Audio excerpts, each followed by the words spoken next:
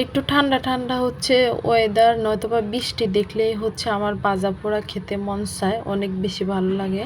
তো আসসালামু আলাইকুম এভরিওয়ান, আমার আরেকটা নতুন ভিডিওতে আপনাদের সবাইকে স্বাগতম।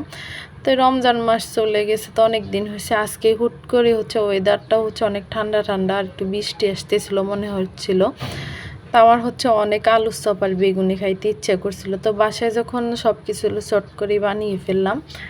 তো হচ্ছে আমি একটা বেগুন কেটে তারপর লবণ আর পানি দিয়ে প্রথমে ভিজিয়ে রেখেছিলাম, আর এখানে 2টা আলু সিদ্ধ করে নিয়ে ম্যাশ করে নিয়েছি।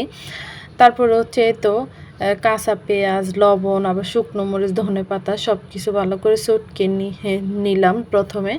তারপরে দিয়ে দিলাম ভাজা জিরার গুঁড়া, দিয়ে হচ্ছে আবার আলুটা হচ্ছে আমি খুব ভালোভাবে সব কিছু মেখে নিব।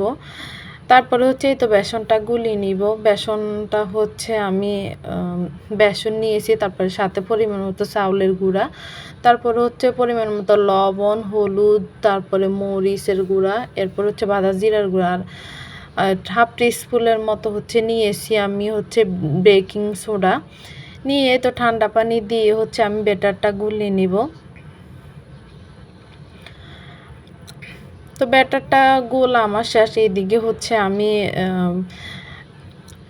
আলু চপের জন্য হচ্ছে আলুগুলো হচ্ছে একদম ছোট ছোট করে লিচি করে নিয়েছি।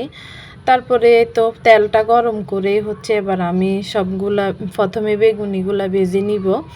বেগুনিগুলো হচ্ছে আমি বেসনে চুবিয়ে নিয়ে হচ্ছে আমি এবার আস্তে আস্তে করে সবগুলা ভেজে নিব বেগুনি।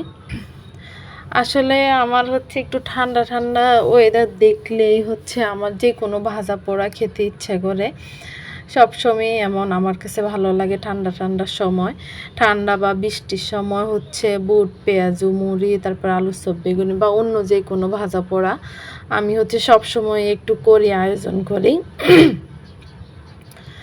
তো আমি সবগুলা বেগুনি হচ্ছে সুন্দরভাবে ভেজে উঠেই নিছি, মাশাআল্লাহ অনেক বেশি সুন্দর হয়েছিল।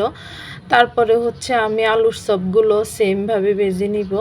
আলুর চপগুলো হচ্ছে আমি এভাবে চামচ দিয়ে বেসনে হচ্ছে ডুবিয়ে চামচ দিয়ে উঠে নিয়েছি। এভাবে দিলে হচ্ছে সুন্দর হয়, বেসনটা ভালোভাবে সবগুলার গায়ে লাগে। এই তো দেখেন কি সুন্দরভাবে হচ্ছে সবগুলা আর মানে আলুর চপের গায়ে কি সুন্দর করে বেসনটা লেগেছে। তো সেমভাবে হচ্ছে আমি বেসনগুলো হচ্ছে সরি আলু চপগুলো ভেজে নিব। আসলে এগুলো তো সবাই পারে, আর বলার কিছু না। তো এতে একে একে সবগুলা আলুর চপ ভেজে তারপরে আমি উঠিয়ে নিব।